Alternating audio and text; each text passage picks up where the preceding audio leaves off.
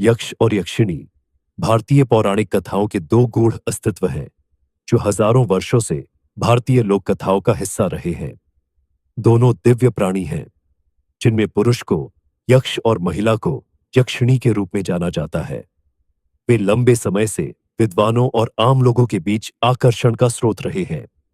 इस लेख में हम इन रहस्यमयी अस्तित्वों पर एक नजर डालेंगे, उनकी उत्पत्ति, अर्थ, कहानी, महत्व, इतिहास और साधना प्रक्रिया के विषय में जानेंगे। शब्द यक्ष संस्कृत मूल यम से लिया गया है, जिसका अर्थ है निवास करना या वास करना। इसी प्रकार यक्षिणी शब्द का स्त्री संस्करण एक ही मूल से लिया गया है। इन अस्तित्वों को दैवीय संरक्षक माना जाता है, जो नदियों, जंगलों, पहाड़ों और अन्य पवित्र स्थलों जैसे प्राकृतिक संसाधनों की रक्षा और पहरेदारी करते हैं। उन्हें शक्तिशाली आत्माएं या देवता भी कहा जाता है, जो मनुष्यों और प्रकृति के बीच सामंजस्य बनाए रखने के लिए पृथ्वी पर निवास करते हैं। हिंदू पौराणिक कथाओं में यक्षों को पृथ्वी और उसके धन का रक्षक माना जाता है। कहा जाता है कि उनके पास बड़ी ताकत और जादुई शक्तियां हैं। दूसरी ओर यक्षिणी उर्वरता और धन से जुड़ी महिला देवता हैं। यक्षिणी अक्सर दिव्य विशेषताओं वाली सुंदर, कामुक महिलाओं के रूप में दिखाई देती है। कहा जाता है कि वे मंगल ग्रह से जुड़े हुए हैं और माना जाता है कि जो कोई भी उनकी मदद चाहता है, उसके लिए सौभाग्य और समृद्धि लाने की क्षमता रखते हैं। उन्हें अक्सर जानवरों जैसी विशेषताओं जैसे सींग, पूंछ या पंखों के साथ मानवीय आकृतियों के रूप में चित्रित किया जाता है और वे कई रूपों में प्रकट हो सकते हैं। स्वीडन तथा जर्मनी के लोक कथाओं में भी यक्षों के उल्लेख है। स्वीडन में आज भी कुछ ऐसे जंगल है जहां यक्ष रहते हैं, ऐसा वहां की सरकार भी मानती है। Lords of the Rings Hollywood movie में एल्फ को दिखाया गया है। यक्षों को यूरोपियन लोग द्वारा एल्फ कहा जाता है। यक्षिणी साधना भी देव साधना के समान ही सकारात्मक शक्ति प्रदान करती है। आज के समय में लोग यक्षिणी साधना को किसी चुड़ैल साधना या दैत्य प्रकृति की साधना के रूप में देखते हैं, किंतु यह पूर्ण रूप से असत्य है।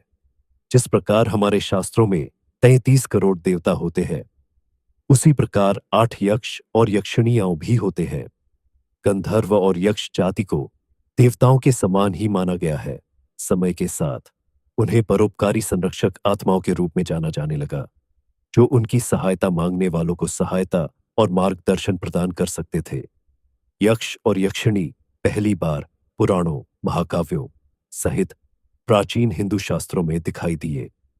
यक्ष और यक्षिणी की कहानी सदियों पुरानी है और भागवत पुराण और महाभारत जैसे कई हिंदू शास्त्रों में पाई जा सकती है। सबसे प्रसिद्ध कहानियों में से एक में यक्ष एक शक्तिशाली देवता के रूप में प्रकट होता है, जो जंगल में अपने निर्वासन के दौरान पांडवों के युधिष्ठिर को चुनौती देता है। जब युधिष्ठिर ने उनके सवालों का जवाब देने से इनकार कर दिया, तो यक्ष ने उन्हें धमकी दी कि अगर उनके भाई नकुल ने आगे बढ़कर उन्हें सही जवाब नहीं दिया, तो वह उन्हें जान से मार देंगे। भारत में यक्ष और यक्षिणी को प्रकृति के शक्तिशाली रक्षक के रूप में देखा जाता है, जो जरूरत पड़ने पर मानवता की ओर से हस्तक्षेप करते हैं।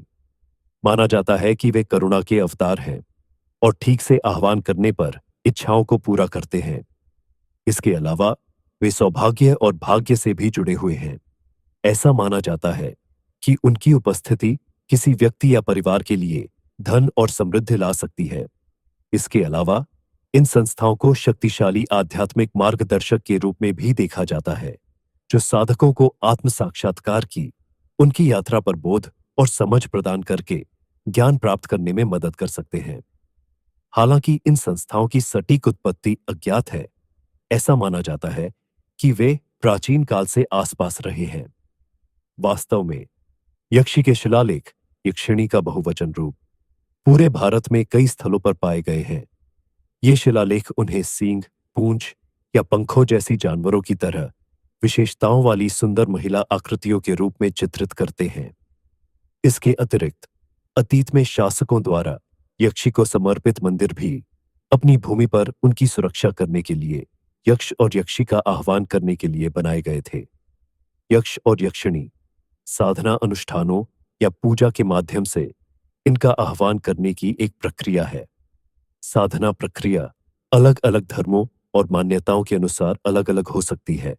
इन अनुष्ठानों में मंत्रों का जाप, पवित्र भजन, उन्हें प्रसाद के रूप में फूल या खाद्य पदार्थ चढ़ाना, अगरबत्ती या दिया, मिट्टी के दिए जलाना, पूरी भक्ति के साथ पूजा करना, देवता के रूप या छवि पर ध्यान केंद्रित करते हुए 108 बार मंत्रों को दोहराना शामिल है। यह माना जाता है कि इस तरह के अनुष्ठानों को सही ढंग से करने से यक्षिणियों का पक्ष जीतने में मदद मिल सकती है, जो बदले में भौतिक प्रचुरता या आध्यात्मिक ज्ञान प्रदान कर सकती है। यक्ष और यक्षिणी के प्रति लोगों में कई प्रकार की भ्रांतियां हैं, किंतु हम आपको बता दें कि ये नकारात्मक शक्तियां नहीं हैं। हालांकि ये साधक के विचार और साधना पर निर्भर करता है कि ये किस रूप में प्रकट हो।